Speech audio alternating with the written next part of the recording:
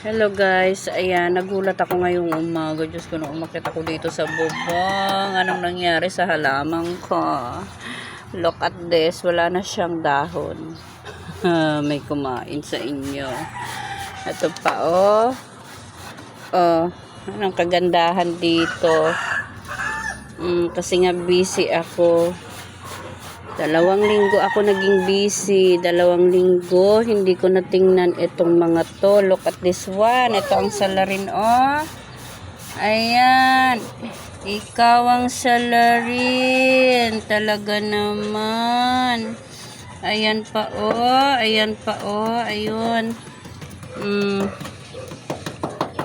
Kita nyo? Inubos na talaga nila kain yung halaman ko. Ito pa. 3. Pangatlo. Saan pa yung iba dyan? Saan pa kayo? 3.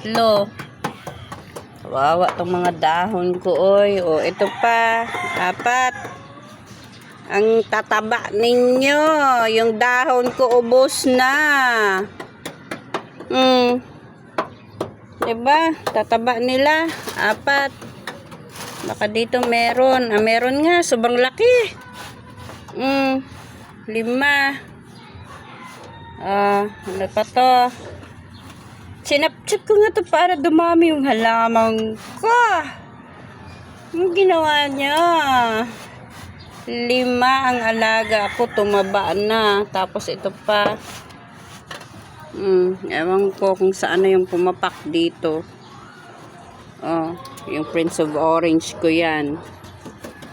Kinat ko nga para dumami yung dahon. Tapos ayan, oh. Yan. Ganyan na. Sana yung salarin. Ay, napa naman. 5. Ito pa. May maliit. 6. Sandali. Kasi hinahanap ko yung salarin ng aking halaman. 6. Uy, ang dami ng tagapapak ng aking dahon. Busog na busog. Sobrang laki na nila, oh. Grabe to, oh. Anong masasabi mo dyan? Nananahimik ka. Ang lalaki. Yan. Ay, nako. Ito, yung pinagmumulan. Ito yung ko. Yung ano ang tawag nito, yung peace lily. Pinaparami ko yan siya dyan kasi kumukuha lang ako ng mga ng mga ganito niya, kagaya niyan. Kukuha lang ako kasi palaki na, pero mabuti na lang wala siyang alaga, ganyan, walang tagakain.